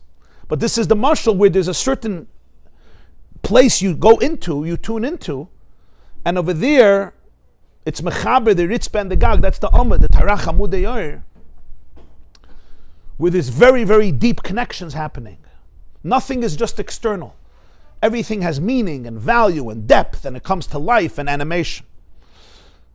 So he says, Reb Shimon ben Yochai allowed this hiluch adein shir, because he was moiled yichudim el yoinim through the gili of Seidus HaTorah. It's an interesting lashon. It's a lashon of the Alter Rebbe. He gave birth to the highest levels of yichudim through the revelation of Seidus HaTorah. That doesn't just mean he sat and he said gematrias. He googled gematria Chaim Yankel ben Shmedel is begematria Mazel Tov Baruch Shepatrani. You know the Sheva Brachas gematrias. Sprinze Dvoire with Zalman Yaakov, yeah, is begematria, move out as fast as you can from the Shviga's house. Mit Ema Koilel, yeah. You know the Maisa, yeah? It's like a Shmaka Maisa. There was a big Vir, and there was a Rosh HaKoilel who came from Israel every year, and he gave him every year $100,000 check for his Koilel. One year he was coming to Israel, so he decided he's not going to tell him, he's going to go check out the Koilel. So he goes to check out the Koilel. He sees it's a grocery store. So he thought maybe it's in the basement. The basement is a shoe store. Maybe it's upstairs. Upstairs is a suit store. Maybe he looks around. A Koilel? Nobody ever heard of a Koilel. Was there ever a Koilel? It was never a Koilel. Okay. The next time the Bezela comes back, the Rosh HaKoilel comes back, and he gives him a check for $18. He says, what happened? You always give me $100,000. Why do you want to lose this chus? He says, because Zelig is begematria Ganav. His name was Zelig. He says, Zelig is begematria Ganav. He says, it's not. He says, Im HaKoilel.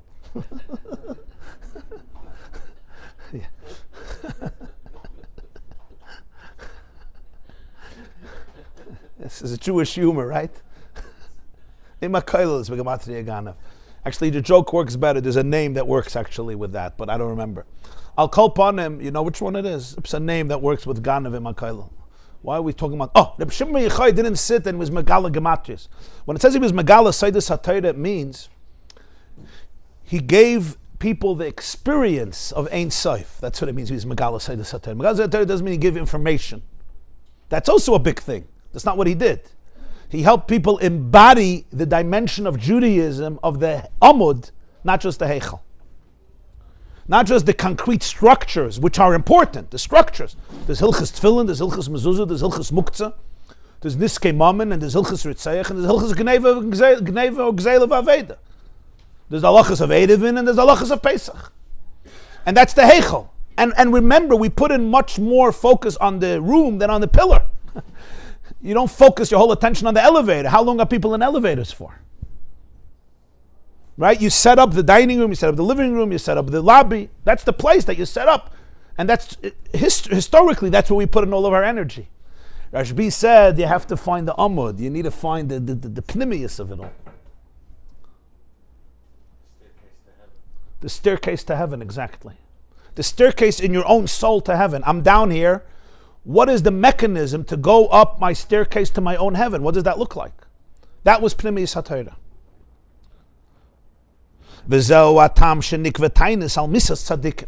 That's why whenever a tzaddik passes away, there was a tainus that was established because their light is now absent from Olam Hazeh. Even though, and even their mitzvahs, they stopped doing them. And even though there's always an impact and a residue, and a roshim always remains. Higher and higher and higher. True. Mikol Makom, ein biyachal telalis b'liachari l'machar shu b'bchinas shir gvul. Mashenkin etz Reb Shimon ben Yochai shegilas seidus HaTorah b'bchinas sasim deiraisa. Hine roshim shenishal l'maylo b'ofen shel ilui achar ilui ad ein shir klal. Even though by everybody there's a roshim, but nonetheless, the mitzvahs are not here, the guf is not here. So it goes higher and higher, but there's still a limit. And therefore the day of the passing ultimately is a day it's a fast day. The Chiddush of Rishon ben Yochai was, he was Megala Sasim Deiraisa, the secrets of Torah. Seidus HaTorah. So the roshim that he creates is ilui achar ilui ad ein shir klal. Remember, this is the Ein Sof that comes out, the Amud. We explained before that the neshama coming into the guf with Torah and mitzvahs is what allows it to go to Ein Sof. That's the Amud. And that's more emphasized in the pnimius of the mitzvah, and the pnimius HaTorah, which Rashbi revealed and manifested. So in Mela, the Ein Sof of the soul is emphasized very much by Reb Shimon ben Yochai. V'lachei nikra yom istalkus yishal Rashbi b'shem Hilula shemeir al gilu ya'or b'b'chinas b'li gvul. That's why it's called a marriage. What did we explain? What's the whole union of a marriage? A marriage restricts you, and yet it brings out your infinity, something that's eternal. Rashbi was the one who revealed that as the soul comes into the body, it's not that it compromises the finiteness of the soul, the infinity of the soul. On the contrary, it accentuates it. Umashmo sadvarim shai hiluch adin ketchenasai de pnimiyus atayru hu beofen sha'or meir gam lamata. Mashenkim b'sharat tzadikim sheshayachim begilui rak legalia de Torah af shebistal kusa meir lamayla mikol makem lamata reize inyan shel halam v'tainas. The chiddush here is, you could say, I understand that lamayla lag b'omer is a big yom tov. Fine. But we're celebrating here. It says that's the whole vart. Rashbi was megala lamata pnimiyus HaTorah. So he showed that the lamata, the finite world down here, is really the experience of infinity. He redefined the body. He redefined the relationship, which is the whole concept of a wedding, Hilula. The whole inyan of Rashbi was to be megala that it's a Hilula. What's pshat Hilula? Just like a wedding between a husband and a wife, a wedding between the neshama and the guf. The limitations are really the portal to infinity. So the ultimate limitations of this physical world is the portal to infinity. But the chiddush is that it's revealed not only in the higher world, even in the lower world. That was the whole idea. So the hiluch adein ketz, this infinite growth through pnimiyus HaTorah, which is what Hilula means, could be present and is present even lamata in this world.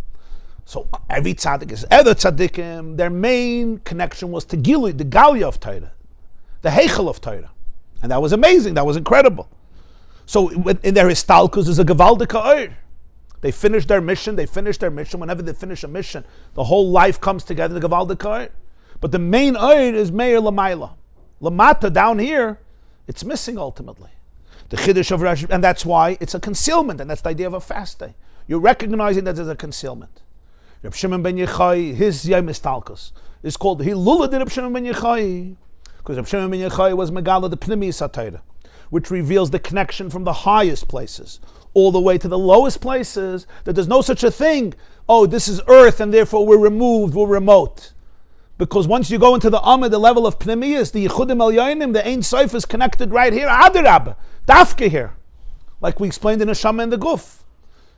So B'meila, even in the physical absence of Reb Shimon ben Yochai, when he finished his completion, Dafke in this world it's celebrated.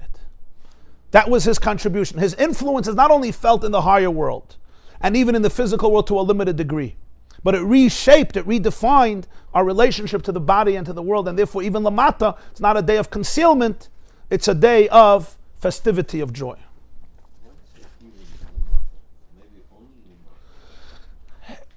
It's true, in a way, Lamata more than Lamaila. I'm saying even because it doesn't mean that in Gan Eden they're not celebrating on Lag BaOmer. Everywhere they're celebrating on Lag BaOmer.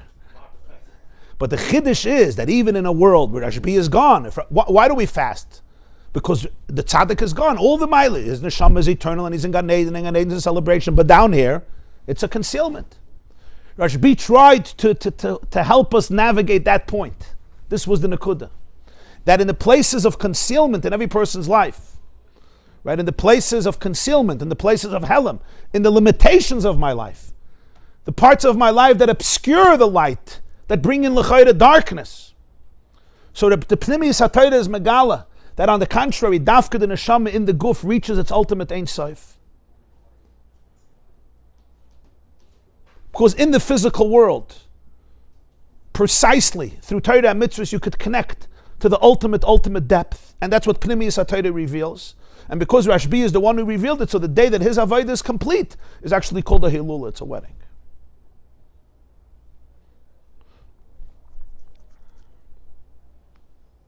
And of course, it's also for him personally a wedding, because his journey down here allowed his neshama to reach the highest levels of Ein Sof, which is the idea of the wedding, Hilula. That's why that day is called Hilula. But if it would just be him, fine, so let him call it Hilula. Why are we calling it Hilula? The Chiddush is that it's Meir Lamata. It's our wedding too, yeah.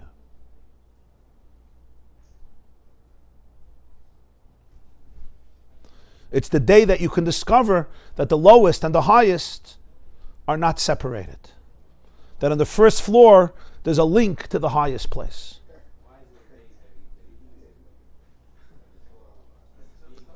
Yeah, like it says in Tanya, that the day of Istalkus, that the day of Istalkus is the day that a person's whole avodah is finished, and their oid is mayor in the world.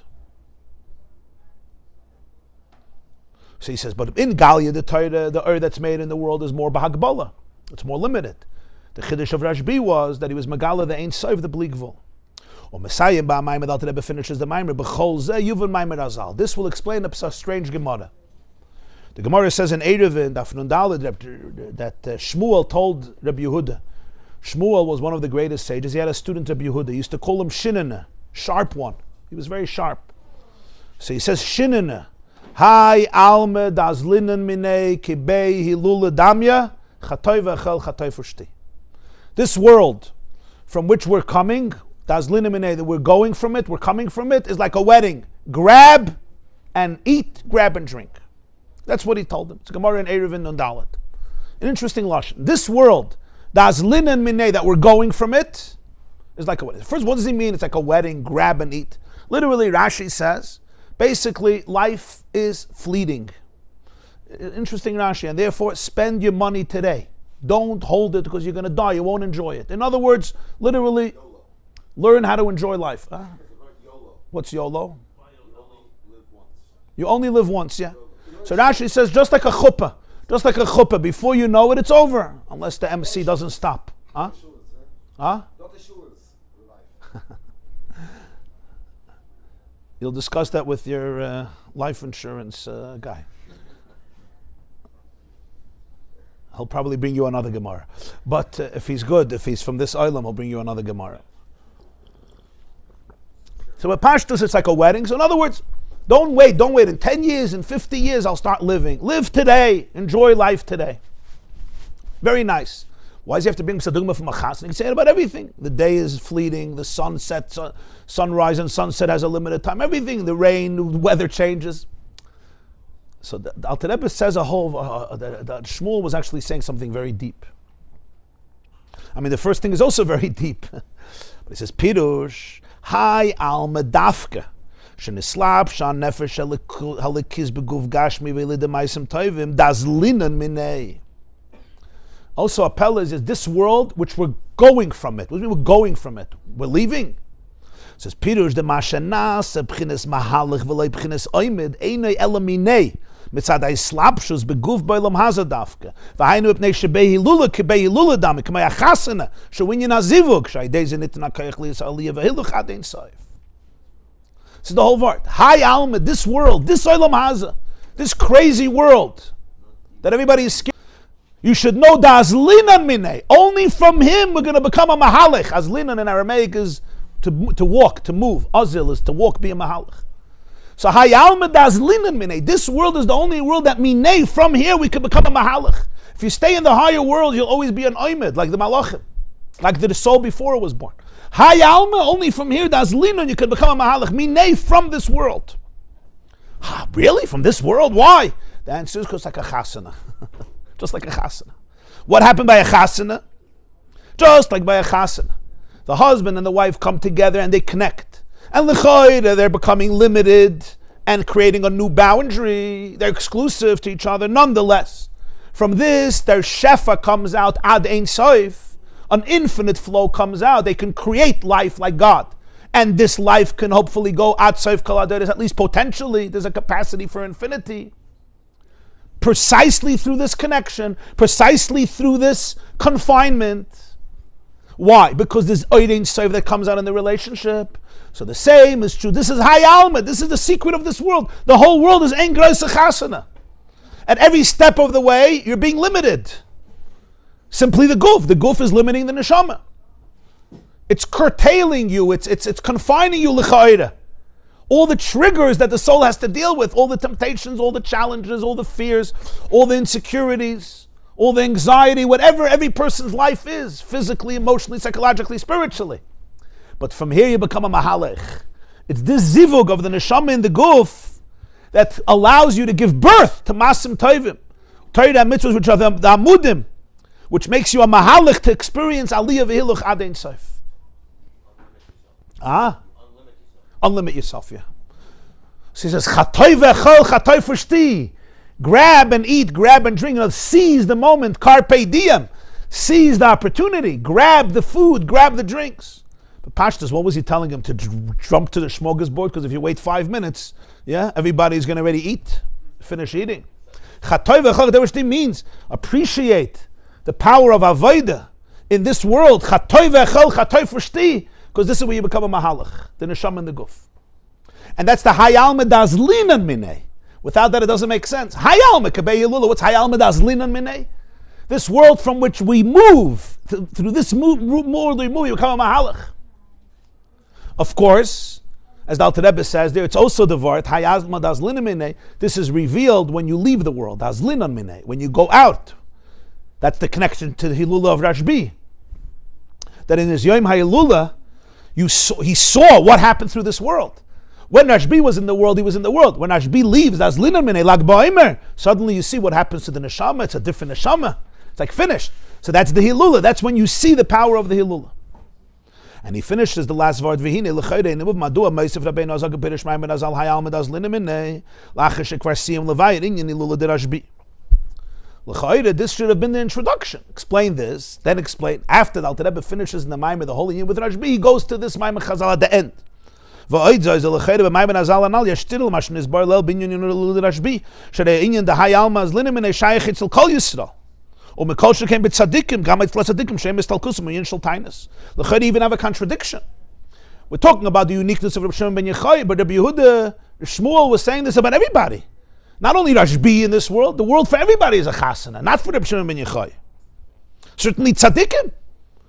Even the tzaddikim that their day of istalkus was made a tainus. So something is wrong.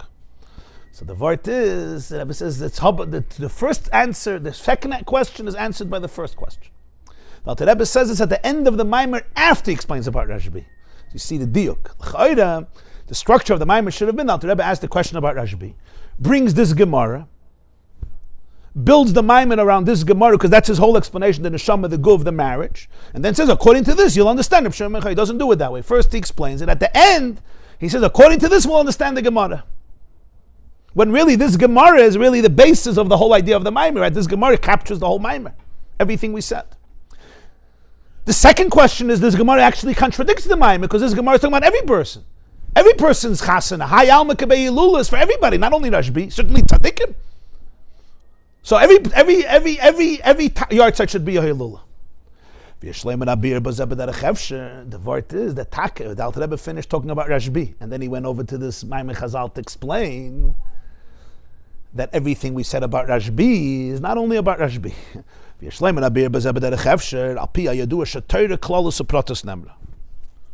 We have a klal that Torah is written is said in klal and said in prat, meaning the Torah has klalim. You have general principles, and then pratos, and then it comes out in, like Rashi says in the beginning of Parshas Bahar, right? Klolos Nemru Bahar Sinai. Sometimes the Torah was given, a general mitzvah was given without the details. It includes all the details, but they're not visible. And then later, you have the prat, just like in a tree. You start with a seed. The seed has everything inside of it. And then you have the pratim. It branches out into many, many details. You have branches, and you have leaves, you have flowers, you have fruits. But it starts off with a klal, everything. Torah klal is a pratis nemra. Why is this negeya? V'hainu sheklol is v'ikid inyan ahilucho etzel Rashbi. Avo bepratius yeshna inyan zeh bekol echad. When you talk about beklalos in a more general way, this is the avodah of Rishon ben Yochai. Emes. But more beprati is this is shaykh to every person. Why? Because sheshemetz minayu yesh bekol echad v'echad miYisrael. Because even though this is Rashbi's main avodah, but a nekuda of this, a shemetz mineu, a light of this exists in every single Jew. So if you're talking about B'tzura Klolis, you say this is the avodah of Rashbi verses. But specifically, it's shaykh to every person. Rashbi is like the central nervous system of this. He's like the central power. That's the klal. It includes everything. But every neshama gets this nekuda because everyone has a shaykhus to Rashbi. V'lav dafka b'lag ba'omer, elagam b'chol yom v'yom, and lav dafka lag ba'omer. Again, like lag ba'omer is like the Rosh Hashanah of this. It says in Kabbalah, lag ba'omer is matan Torah of pnimiyus haTorah. That's what it says. Shavuos is matan Torah of nigla, and lag ba'omer is matan Torah of pnimiyus haTorah. What does that mean? It means by matan Torah wasn't pnimiyus haTorah. It was, but it was more concealed. Rashbi brought it out in a more revealed way. So when you have Matan Torah on Shavuos, it means you don't learn the rest of the year? No. It means Shavuos is the koyach for Matan Torah, but it's a whole year. So Lag Ba'omer also, you don't mean Lag Ba'omer, this is it. Lag Ba'omer is the general idea, but it's a whole year, every day. Hainu shaydei kol pa'ula nasa b'chinas hahilach. That a Jew needs to know that in every moment of life and in every activity of life, there's a hiluch created. A Jew needs to know how to look at his life. That high alma, this world that you're dealing with, at every moment, every activity, you can live in two places. You can either live in the limited dimension where everything is contained and finite, or you could see the hiluch of it. You can appreciate the movement of it, the power of it, the infinite potentiality that exists right here, right now, in this place, in this moment, in this relationship, in this activity. It's limited, it's one moment, it's in my guf. That's what Rashbi is teaching. This is true a whole year. How they move on? Still,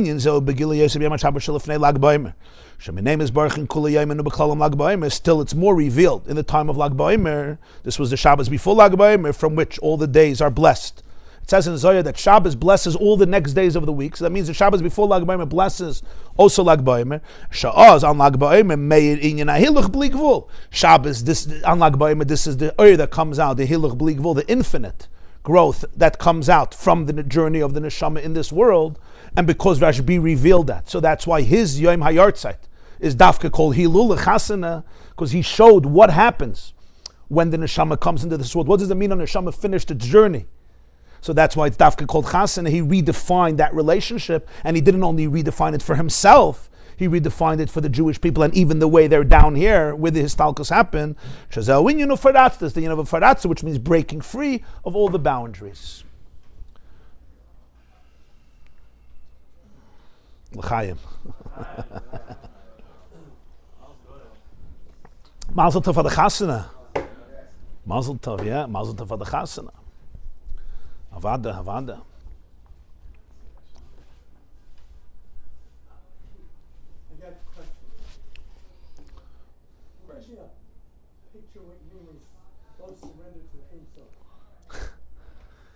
A husband and a wife. What does it mean that a husband and a wife surrender to the Ein Sof?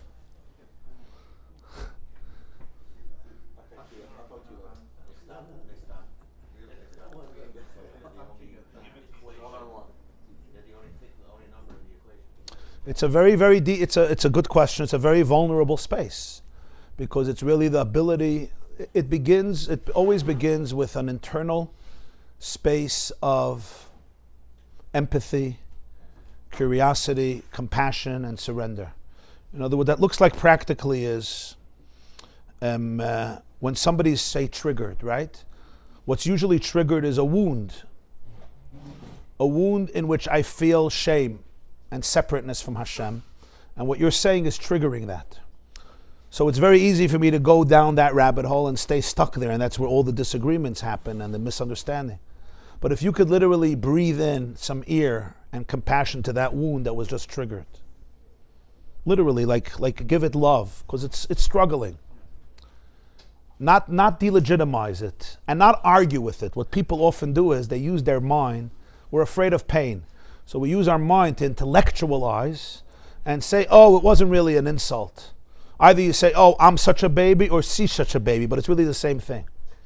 When your brain says, "I'm a baby," what you're doing is you're amputating yourself. When your brain says she's a baby, you're also amputating her. It's basically creating a separation. Because I'm going into that wound and I'm just protecting myself. I'm like putting up a wall. So either they say, I'm a baby and therefore I'm just a stupid little person. Just do what you got to do. So you hear what you just did. You just shut down. You shut down your creativity. You're not going to be there with a full heart. You're going to be there like a robot. Because I'm just a baby. I'm a stupid baby. You can't trust me anyway. Just be an Eved and do the right thing. Or she's the baby. So of course I'm right and she's just impossible. So whatever. But the common denominator is the heart shuts down. This is not called surrender to the Ein Sof. This is called surrender to it looks like an ego. It doesn't look like an ego, but it's really an ego. As I told you the other day, that shame is as big as an ego as arrogance. The same ego. It just doesn't look like it, right? Arrogance looks like an ego. Look how big I am. Shame is like, ich bin garnished. It's the same ego. It's the same exactly ego. Ich bin garnished means I'm separated from God. Yeah, and it means no, it just means that I'm an embarrassment. It means that God stopped with me. Like, I tell you, Mulvadi besides me. Like, I'm the exclusion. So shame is, but we have to acknowledge the shame. It's there. Today there's much more shame than arrogance in the world. Much more shame than arrogance. I mean, there's 2-3 people that still have arrogance. It's the same thing really, but it doesn't look like arrogance, so people think it's holy. They think that that's a place to be. It's not. It's a terrible, terrible wound. Why are you ashamed with yourself? Neitzer matai masa yadai lihispoyer. God says, I'm crazy about you. I brag about you every single day. Why are you ashamed of yourself? Like, I just want to live with you. Why are you ashamed? If I did something wrong, okay, so I have to fix it and I have remorse. But tshuva is the opposite of shame. Tshuva means I'm too good to think that I have to be attached to this ugliness. It's not who I am. It's not who I want to connect to. So I'll call upon him after you can breathe in really some love and empathy to that wound, right? In a very, very deep place. Then you could say, I'm not going to go now to my mind to justify it and make my ego feel good by either denigrating my wife or denigrating me. But rather, I'm actually going to surrender all of this to Hashem and realize that there's a deeper place in which you're very, very connected, and in which you want to be connected, and in which you're not ashamed, and in which your wounds were not triggered, because that space is not wounded. And it's a very deep form of surrender, because the brain wants control, the brain wants to figure this out, the brain wants the ego to remain intact, and here we're talking about surrendering. When people learn how to do this more and more and more, and it's a very, very deep space, it's not an easy space, because the ego fights hard against this. This is where people touch a space of deeper love, which is connected to the fact that our identities are really not at odds with each other, because we're both manifestations of Hashem. I don't know if I answered your question, but this is at least part of the work. I'm sure there's a lot of different mechanisms and different pathways, but this is part of the work. So this is the idea of Hilula. This is the idea of Hilula. And it starts, as we're learning in this Maimah, you don't start with marrying someone else. You always start with marrying yourself, which teaches us something very deep. Our only hope for success in practical marriages is always based on how successful you are in your own marriage with yourself. People who learned how to negotiate a good marriage between the neshama and the guf can then hope to expand that into other relationships, whether it's a spouse and all forms of relationships. This includes friends and children and everything. You know, when we start with relationships outside of ourselves, that's not where to start. I always have to ask myself, what's happening here? Bring it back here. What just happened between my soul and my body? What just happened? What's even deeper than this is, and I think this is really one of the deepest messages here is, whenever there's a conflict in a marriage, right, you can always bring it back to your own conflict between your neshama and your guf. And if you heal it inside your neshama and your guf, in many cases, it'll already work out in the relationship and the marriage. But it's a much deeper place to go, and it's not an easy place to go because it's always your fault, right? Or even my fault. But really, bring it back. In simple English, it means, what just happened inside of me? My wife said this, my husband said this, she did this, he did this. Okay, I got it, we know, okay? He's a mess, she's a mess, okay, we know that. We've heard that already for 35 years, got it. Or 25 years, or 10 years, whatever. But the question is, what just happened inside of me? And the answer is, my guf, my nefesh habahamis was just very, very triggered. It was wounded. So now let's go to my neshama. Let's bring that marriage. Let's work that out in my own internal self. Because when you can do that, you will probably know exactly how to respond to the other person. You will respond not from a place of defensiveness or aggressiveness, which is the same, but rather from a place of internal wholeness. Now that's very, very powerful. The only way I can do that is if I found my internal wholeness within my body. You can't bypass your body. If I don't acknowledge my wounded body, I won't find my wholeness. The body is the vista into my soul. You understand what I'm saying? Now, it's not easy because, maybe my wife, my husband just said something and it triggered me like crazy and I am wounded. Maybe it reminds me of a wound of 6 years old. And I'm going crazy right now. I want to run away to China. Yes, I want to detach. And I want to say I want to be a free man. When I say I want to be a free man, what am I really saying? I don't want to deal with this wound. So it means if I run away now, I'm actually going into slavery. Because in my next relationship, the wound is going to come up again. Sometimes people run away from their relationships to go to other relationships. But if you didn't deal with your own stuff, it's going to come up again. What do you think? That's what it means. It's your soulmate. Your soulmate means, back to what my wife explained, your soulmate means not just she's your soulmate or he's your soulmate, right? They're going to be the ones who are going to force you to face your own soul. You never faced your own soul. You have a second half that you don't know about. That's what it really, really is happening. So when we could bring a marriage back into ourselves, what's happening in my own marriage between my neshama and my guf, that's from where you relate to the other marriage in a completely different way. That's the mashal here. That the Alter Rebbe's mashal is not stam a mashal. It's a mirror. It's a mirror of each other. So with the neshama coming into the guf, right, and working that through is the portal to Ein Sof, literally. And Torah mitzvahs, you say you just have the soul in the body itself won't do it. It's the Torah and the mitzvahs, the amudim, they are the amudim that connect the lowest place to the highest place. Because without that, I could just remain stuck. There's a lot of people who are very into healing. They go away from Torah mitzvahs. They feel even Torah mitzvahs is not the way. It's their trauma, it's their childhood craziness, it's anxiety. They find God and infinite consciousness everywhere outside of Torah mitzvahs, right? And I'm not judging any one of them because there's a lot of pain there and a lot of disappointment and a lot of frustration, and people are trying to escape and go free from everything they were taught. But really ultimately, when we go deeper and deeper and deeper, and it's amazing, people make a lot of strides, but the only real coming back to your truest self is coming back to your Ein Sof. It's coming back to Hashem. There's no other source of real healing. So you may be going through stages because you have to run away from this and run away from that and trying to find yourself. But you'll only find yourself, your deepest self, you're going to find yourself in reality, not outside of reality. And there's one reality. And that's where ultimately, that's why la yidach imenu nidach. But then the Torah mitzvah, different Torah mitzvahs, not anymore Torah mitzvahs of pressure. It's a Torah mitzvahs that's literally the elevator. It's like you said, the staircase to heaven. It's like the oxygen, the staircase to heaven, but it's a different Torah mitzvahs. It's not a chitzoni is the Torah mitzvahs. It's a pnimi is the Torah mitzvahs.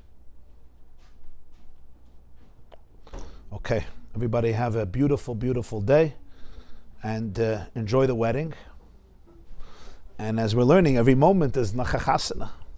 The Rakachava has a shitta in halacha that a nisuyin is a pulin imshachas. Al Pi Nigli, he holds that when you get married, it's not a one moment event. It's halachically, it's a pulin imshachas. It's a study in Rambam, B'negei brachas. Rambam said the birchas nisuyin you could make even after the marriage, after the sheva brachas. How could you do that? I can't make a bracha after I ate matzah, alachilas matzah. You can't make a bracha after you heard shofar. The Gachava says because nisuyin is constantly happening, halachically. So you can make a bracha later because it's still happening. It's like when we eat the matzah, I finished eating the matzah. That's it. But nisuyin is always happening. He had a whole shit like this. He explained a bunch of Rambams with this. So they say it's a meiser of Zevin writes that the Gachava met Reb Chaim once, Reb Chaim Brisker. They met somewhere. They were friends. They were chavrusas. Rakachava's father sent him for a year to Slutsk to learn by the Beis Halevi, Chaim Brisker's father. So they were learning Bechavos when they were like 14 years old. So they knew each other. So the Rakachava told this word to the Chaim. Apparently the Chaim didn't, he wasn't taken by it. Es nicht gestimmt mit ihm. So apparently they said Reb Chaim turned to the Rakachava after a while and he said, Mazel Tov. So he said, what's the Mazel Tov? He says, Et chesh chasana gat. According to you, you just got married. Still continue. Huh? Still continue the wedding. Yeah. That's what Rav Zevin writes. Some people add that the Rakachava said that the Mazel Tov you said then to me is Oichapul and Shachas. But I don't know if that was just an addition. But according to this Maimer, Taka, we're learning that it's like the Rakachava said is emes. That every pu'ula is a shtikl chasana, right? Beruchni is a melosa bagash. Huh? Hoylech, mahalach, yeah. Das ist die Nekuda. Hai alma kebe Hilula. Ja.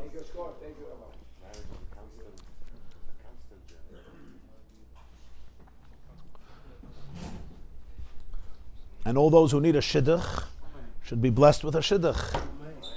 And all those whose marriage needs help and zivuk sheni should be able to experience that. B'toiv hanidav hanigla. B'toich ha-zivuk rishon, avada. Zivuk sheni in zivuk rishon, yeah. Ja, okay. Oh, es ist nicht gegeben an Applaus, eine lange Zeit.